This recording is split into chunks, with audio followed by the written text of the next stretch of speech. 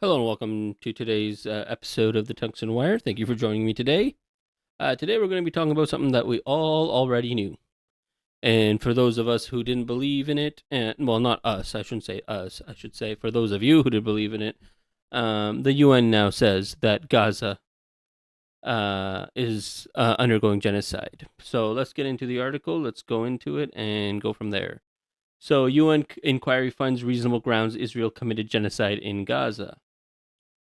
A United Nations appointed commission of inquiry has concluded there are reasonable grounds to believe Israel has committed acts of genocide against Palestinians in Gaza during the war with Hamas.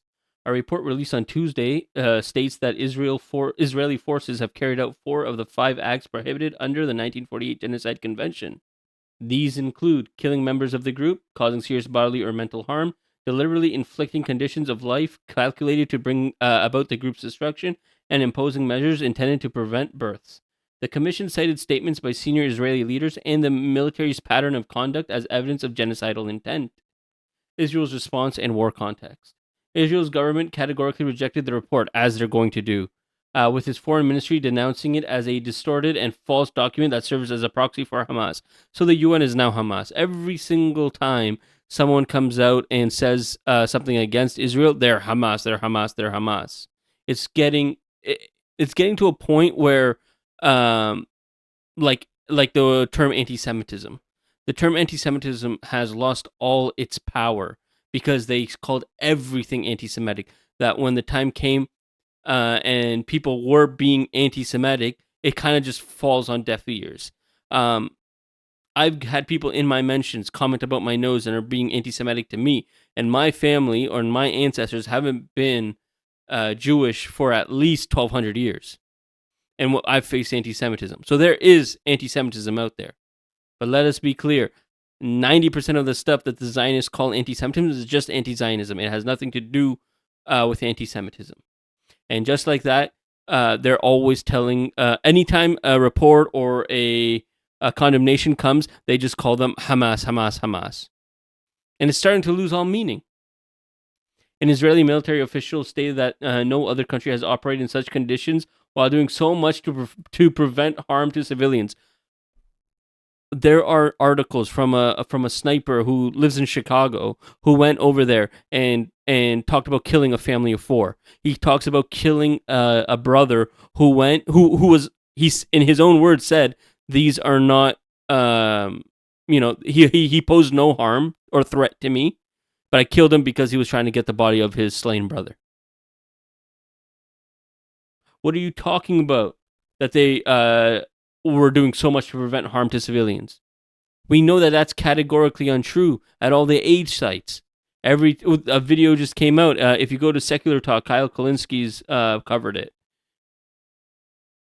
He talks about how he shows a video of IDF soldiers opening fire on aid goers because there's an invisible line that the IDF knows that if a civilian crosses it, they become open targets.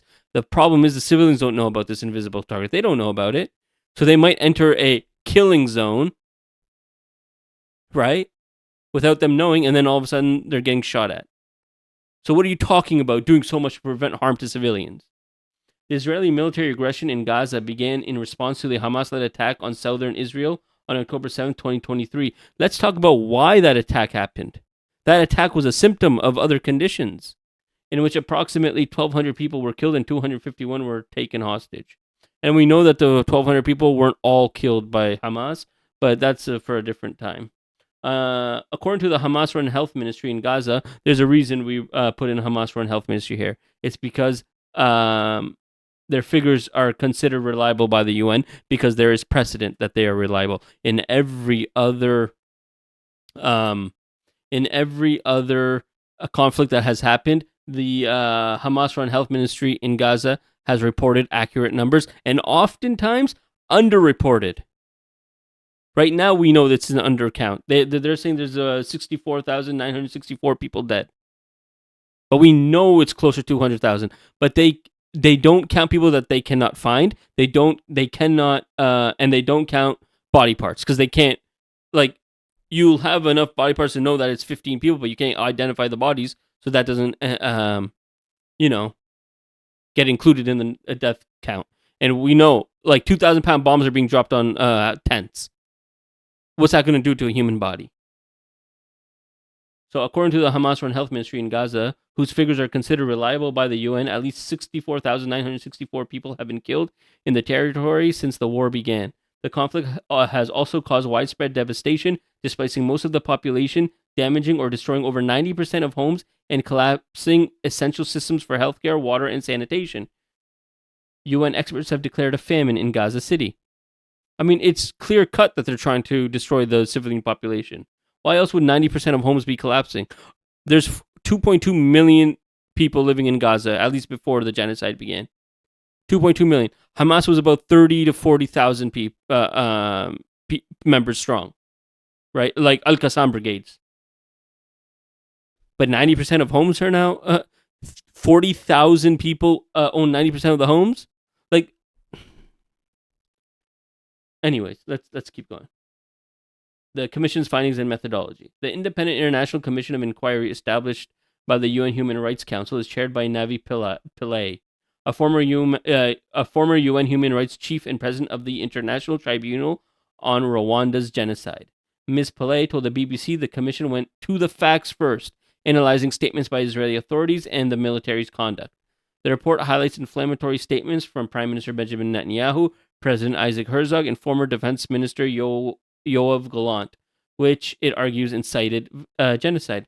The Commission also pointed to Israel's conduct, including intentionally killing a high number of Palestinians using heavy munitions. When you drop bombs on tents, what's going to happen? Exactly. Systemic attacks on cultural and educational sites. Every school has been bombed. Every hospital has been bombed. Every library has been bombed. And they're going to say, oh, well, it was Hamas tunnels, and it was a Hamas operating base. And then, do you know what they don't do? They don't provide evidence. I'm still waiting for the huge terror underground headquarters under Al-Shifa Hospital. Where's that? And then imposing a siege that has led to widespread starvation. And we know there is a siege. Their aid can't come through the water. Aid can't come through the borders. I mean, they can, but they've blocked it. Aid can only come from the air. And even that is like the least safe way of letting aid in, because how many people have died just by being crushed by the aid? The report concludes that these acts are attributable to the state of Israel, which it says bears responsibility for the failure to prevent genocide, the commission of genocide, and the failure to punish genocide. I mean, how's Israel going to... How can we expect them to punish genocide when it's the leaders that are inciting the genocide? The Commission's report, while authoritative, is not an official UN finding and does not constitute a legal determination of genocide.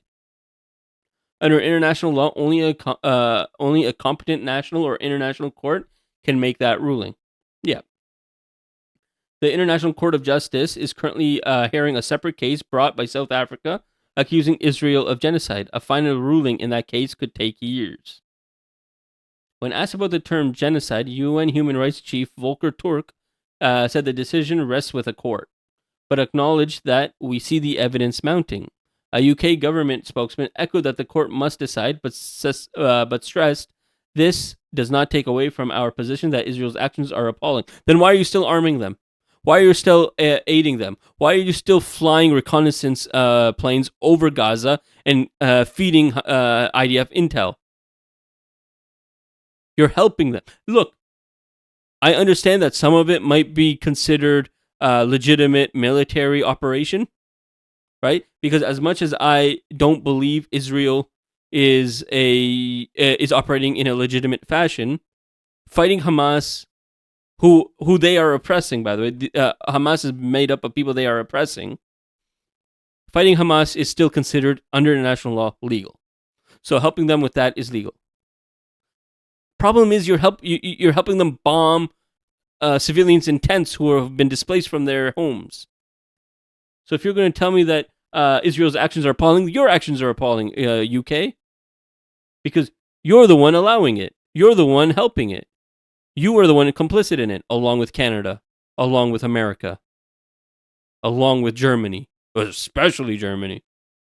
The commission also warned that all other countries have an obligation under the Genocide Convention to prevent and punish genocide and risk complicity if they fail to act.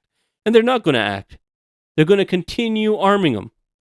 The UN commission has finally called it genocide, and it took way too long. But I mean, I understand that they have an investigative mandate that they have to follow and whatnot. So, fine.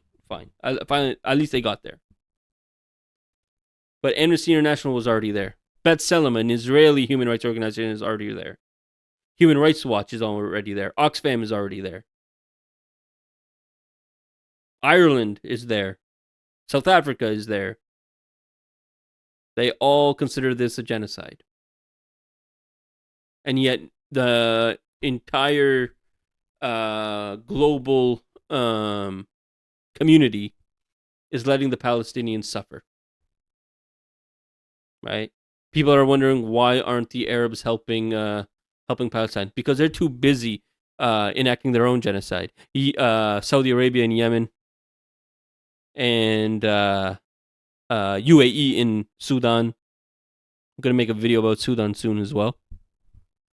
Absolute atrocious things happening in Sudan. Anyways, that's it for today's video. Thank you for watching. Please subscribe. Leave a comment. Let me know what you guys think. And if you want more content, please think about going to the tungstenwire.com and subscribing to the Substack. It's free to do. We do not charge any type of fee, and as of right now, none of this type of content is ever going to be behind I can't think of the word, paywall. It won't be behind a paywall. Thank you for watching. Peace be upon you.